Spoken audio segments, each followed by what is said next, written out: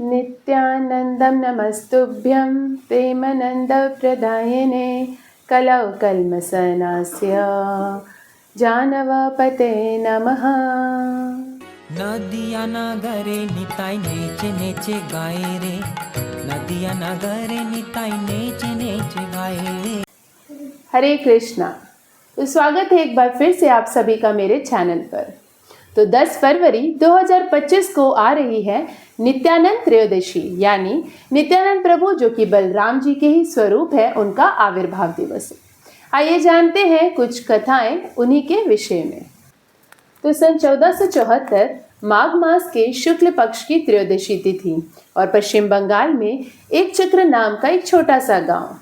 जिस प्रकार समुद्र के क्षितिज के गर्भ से उदित होने वाला सूर्य पूर्व रात्रि के अंधकार का नाश कर देता है, उसी प्रकार माता पद्मावती के गर्भ से एक दिव्य तत्व का उदय हुआ, जिसने लोगों के अज्ञानता रूपी अंधकार का नाश किया और दिव्य कृष्ण चेतना का प्रचार किया। वैष्णव भक्त हड़ाई पंडित और उनकी पत्नी पद्मावती, जो कि मूल रूप से मिथिला से थे, उनके परिवार में उदित होने वाला यह तेज पुंज, जो कि चंद्रमा से अधिक शीतल और सूर्य से अधिक तेजस्वी था, वह और कोई नहीं अपितु नित्यानंद प्रभु के रूप में अवतार धारण करने वाले स्वयं बलराम जी ही थे। संपूर्ण सृष्टि की रचना के समय आदि पुरुष भगवान श्री कृष्ण के सर्वप्रथम अवतार अनंत शेष बलराम जी श्री चैतन्य महाप्रभु की लीलाओं में नित्यानंद प्रभु बनकर प्रकट होते हैं।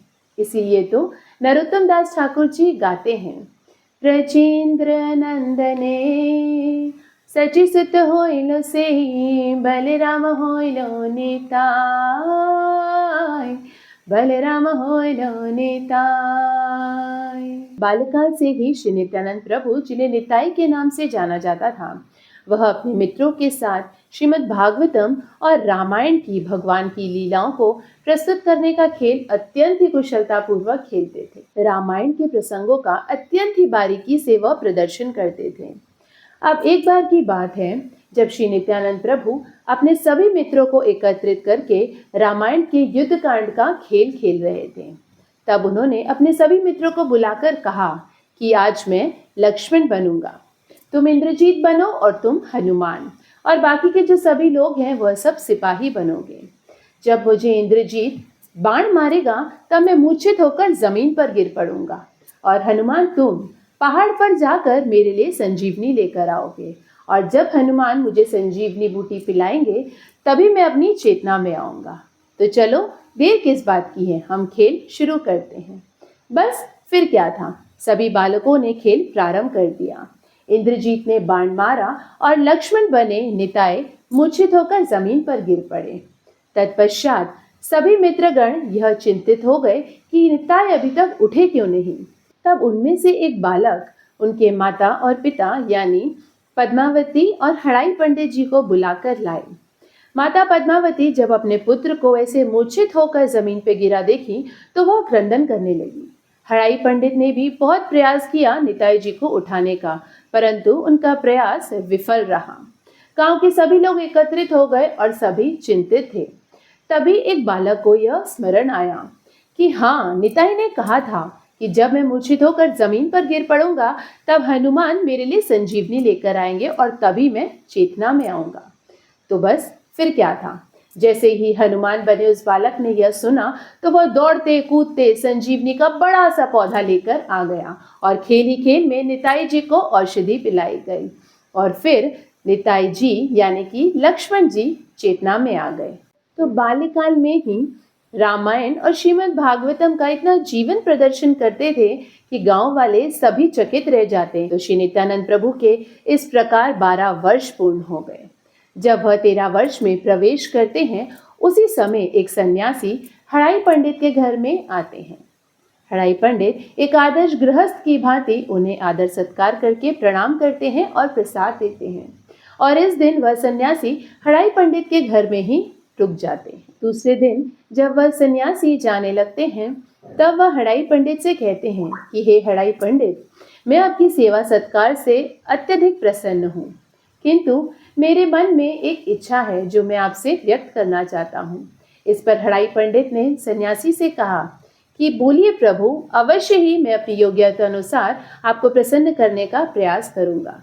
इस पर वह सन्यासी बोले, मैं जो भी कहूंगा वह तुम्हारे लिए कार्य करना अत्यंत ही मुश्किल होगा, परंतु तुम तो जानते हो कि मैं वृद्ध हो चुका हूँ। मैं इस समय संपूर्ण भारत के तीर्थ स्थानों की यात्रा पर निकला हूँ। मेरा शरीर भी मेरा साथ नहीं देता। मैं चाहता हूँ कि मैं अपने साथ एक युवान ब्रह्मचारी को रखूं, जो कि मेरी इस यात्रा में मेरी सहायता कर सके, और इस कार्य के लिए मैंने तुम्हारे बेटे यानी निताई जी को चुना है। इस बात से हड़ाई पंडित और माता पद्मावती आश्चर्यचकित हो गए, मानो उनके जैसे आधे प्राण ही निकल गए हों।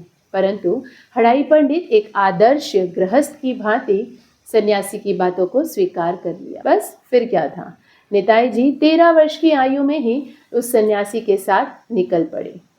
पूरे 20 वर्ष तक उन्होंने संपूर्ण भारत के तीर्थ स्थानों की यात्रा की और फिर उसी समय वह महादेवेंद्रपुरी जी से मिले। माधवेंद्रपुरी जी का उन्हें संग प्राप्त ही नहीं हुआ, अपितु उनके मुख से श्री कृष्ण कथाएं सुनने का सुअवसर भी प्राप्त हुआ। उसके बाद जब श्री चैतन्य महाप्रभु ने हरिनाम संकीर्तन शुरू किया, तब नित्यानंद प्रभु नदिया पहुंचे। वहां वे नंद नंदन के घर पर रुके। फिर सन 1506 में नित्यानंद प्रभु अपने आराध्य श्री कृष्ण चैतन्य महाप्रभु से मिले और हरिनाम संकीर्तन के प्रचार प्रसार में एक मुख्य भूमिका निभाई। नित्यानंद प्रभु की कृपा से जगाई मधाई जैसे अत्यंत पतित व्यक्ति को भी मोक्ष प्राप्त हुआ और उन्हीं की कृपा से रघुनाथ दास गोस्वामी जी ने दही चीड़ा का उत्सव प्रारंभ किया, जो कि आज संपूर्ण विश्व में प्रतिवर्ष मनाया जाता है। श्री कृष्ण चैतन्य महाप्रभु की इच्छा पूर्ण करने के लिए नित्यानंद प्रभु ने गौरीदास पंडित के भाई सूरदास की 2 पुत्री से विवाह किया, जो हैं जानवा देवी और वसुधा जी। वसुधा के एक पुत्र वीरभद्र और एक पुत्री गंगा देवी हुई। वसुधा जी के भौतिक देह त्याग करने के उपरांत जानवा जी ने दोनों संतानों को संभाला और अपने पति नित्यानंद प्रभु को भी हरिनाम संकीर्तन के प्रचार प्रसार में पूर्ण सहायता भी की। श्री नित्यानंद प्रभु ने एक क्षेत्र पानीहाटी, जगन्नाथपुरी, सप्तग्राम और शांतिपुर और संपूर्ण बंगाल में हरिनाम संकीर्तन का प्रचार प्रसार किया और फिर अंत में वह एक चक्र के पास बंकिम रे नामक एक श्री कृष्ण के विग्रह में समा गए। इस प्रकार श्री नित्यानंद प्रभु ने अपनी संपूर्ण लीलाओं को समेट लिया। बलराम यानी गुरु तत्व। श्री नित्यानंद प्रभु, जो कि बलराम जी के ही स्वरूप हैं, हमें आध्यात्मिक शक्ति प्रदान करते हैं।